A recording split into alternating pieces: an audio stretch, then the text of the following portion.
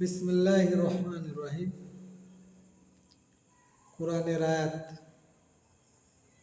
অতি ধ্রুব সত্য। কোরআনের ভিতর কোনো প্রকার সন্দেহ নাই।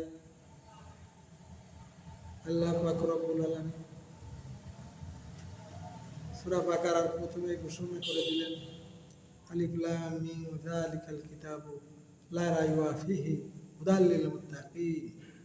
ইহা এমন একটি কিতাব যার ভিতর কোনো প্রকার সন্দেহ নাই, মুত্তাকিদের জন্য পথ প্রদর্শক।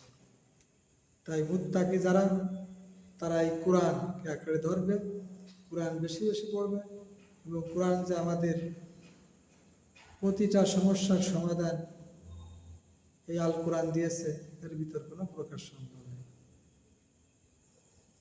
আমি এখন আমাদের যে কোরআন নাজিল হয়েছে কি কারণে এবং আমরা কি করি সেই সম্পর্কে কোরআনের আয়াত দিয়ে আপনাদেরকে বোঝানোর চেষ্টা করবো ইনশাআল্লাহ। আউযু বিল্লাহি মিনাশ শাইতানির রাজীম।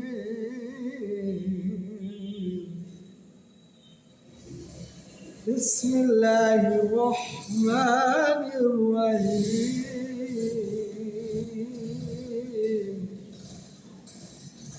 وما كان هذا القرآن أيفترى من دون الله ولكن تصديق الذي بين يديه وتفصيل الكتاب لا ريب فيه من رب العالمين। ইরশাদ হচ্ছে, এই কোরআন আল্লাহ ছাড়া কারো রাসূল নয়, পক্ষান্তরে ইহা পূর্ববর্তীদের সমান সমার্থক। এতে কোনো প্রকার দ্বিধাদ্বন্দ্ব নাই। ইহা বিশ্ব প্রতিপালকের বিধানের বিশদ ব্যাখ্যা। আল্লাহু আকবার। আমি সূরা ইউনূস 37 নম্বর আয়াত তেলাওয়াত করলাম ও তার সার্বিক অর্থ পেশ করলাম। এখানে আল্লাহ পাক রব্বুল আলামিন এই কোরআন কার ও কি জন্য এসেছে এই আয়াতে আল্লাহ পাক রব্বুল আলামিন সুন্দরভাবে ঘোষণা করে দিলেন যে এই কোরআন আল্লাহ ছাড়া আর কারো রাসূল নহে, পক্ষান্তরে ইহা পূর্ববর্তীদের সমর্থ। এতে কোনো প্রকার দ্বিধাদ্বন্দ্ব নাই। ইহা বিশ্ব প্রতিপালকের বিধানের বিশদ ব্যাখ্যা। সুবহানাল্লাহ। তাহলে আমরা বুঝলাম যে এই কোরআন হচ্ছে আল্লাহর দেওয়া কিতাব। এই কোরআনের সমস্ত আয়াত একেবারে সূরা ফাতিহা থেকে নিয়ে নাস পর্যন্ত সমস্ত কিছু একমাত্র আল্লাহর রচনা, আর কারো রচনা নয়। পক্ষান্তরে এটা পূর্ববর্তী যত নবী রাসূল যা কিছু আছে সব কিছু এই কোরআন তার সমর্থ। আর এই কোরআনে কোনো প্রকার দ্বিধা বা দ্বন্দ্ব নাই।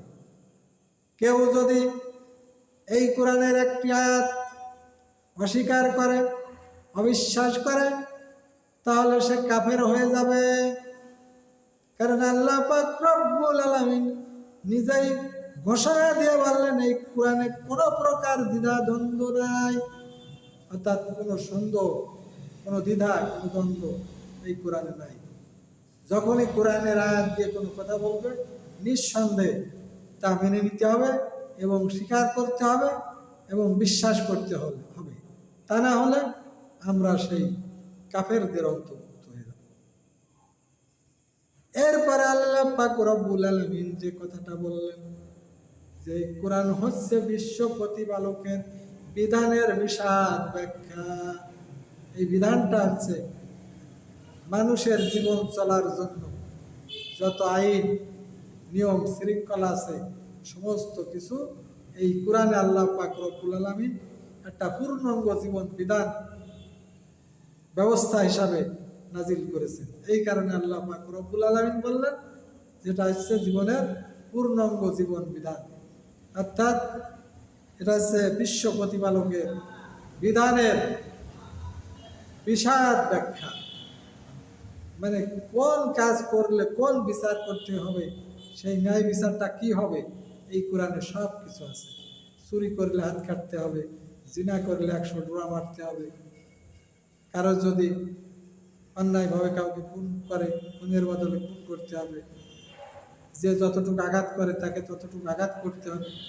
এইভাবে কোরআনে সমস্ত বিষয়, সমস্যার সমাধান, অর্থাৎ জীবন চলার জন্য সমস্ত নিয়ম আইন শৃঙ্খলা, অর্থাৎ আল্লাহ পাক এই বিধান নাজিল করেছেন কোরআনকে মানুষের জীবনের শান্তির জন্য, ইহকাল পরকাল শান্তির জন্য।